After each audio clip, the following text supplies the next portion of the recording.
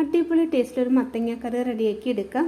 അതിനായി 250 ഗ്രാം മത്തങ്ങ ചെറിയ പീസുകളാക്കി എടുത്തിട്ടുണ്ട്. 10 ചെറിയ ഉള്ളി ചതച്ചത്, ഒരു പച്ചമുളക് ചെറിയ പീസ്, കുടംപുളി, കുറച്ച് കറിവേപ്പില, ഇത്രയും കൂടി കുക്കറിലേക്ക് ഇട്ട് 1 കപ്പ് വെള്ളം ഒഴിച്ച് മൂടി വെച്ച് വേവിച്ചെടുക്കാം. ഇതിലേക്കുള്ള മസാല റെഡിയാക്കി എടുക്കാൻ വേണ്ടിയിട്ട് ഒരു കടായിലേക്ക് ഓയിൽ ഒഴിച്ച് 2 മീഡിയം സൈസ് സവാള സ്ലൈസ് അരിഞ്ഞാണ് ഇട്ട് കൊടുത്തിട്ടുള്ളത്. അതിലേക്ക് 1 ടേബിൾ സ്പൂൺ ഇഞ്ചി വെളുത്തുള്ളി ചതച്ചത്, 2 പച്ചമുളക് ഇത്രയും ഇട്ട് നന്നായി ഒന്ന് വഴന്ന് വന്നപ്പോൾ 2 മീഡിയം സൈസ് തക്കാളിയാണ് ഇട്ട് കൊടുക്കുന്നത്. തക്കാളി നന്നായിട്ടൊന്ന് വഴന്ന് വന്നപ്പോൾ ഇതിലേക്കുള്ള പൊടികൾ ചേർത്ത് കൊടുത്തിട്ടുണ്ട്. 1/4 ടീസ്പൂൺ മഞ്ഞൾപ്പൊടി, 1 ടേബിൾ സ്പൂൺ മല്ലിപ്പൊടി, 1/2 ടീസ്പൂൺ കാശ്മീരി ചില്ലി ഇത്രയും കൂടി ചേർത്ത് അതിന്റെ പച്ചമണമൊക്കെ മാറി വരുന്നതുവരെ നമുക്കൊന്ന് ഇളക്കി കൊടുക്കാം. പച്ചമണമൊക്കെ ഒന്ന് മാറി വന്ന സമയം നമ്മൾ വേവിച്ച് വെച്ചിട്ടുള്ള മത്തൻ ഇതിലേക്ക് ചേർത്ത് കൊടുത്തിട്ടുണ്ട്.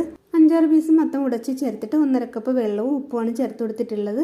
ആ വെള്ളമൊക്കെ നന്നായിട്ടൊന്ന് കുറുകി വന്ന സമയം നമ്മൾ ഇതിലേക്ക് 1 കപ്പ് തേങ്ങാപ്പാലാണ് ചേർത്ത് കൊടുത്തിട്ടുള്ളത്. തേങ്ങാപ്പാൽ ഒഴിച്ച് തിളക്കരുത്. ഇനി നമുക്ക് ഇതിലേക്ക് താളിച്ച് ഒഴിച്ചു കൊടുക്കാം. അടിപൊളി ടേസ്റ്റ് ആണ് ഈ മത്തൻ കറിക്ക്. ഒന്ന് ട്രൈ ചെയ്ത് നോക്കുക.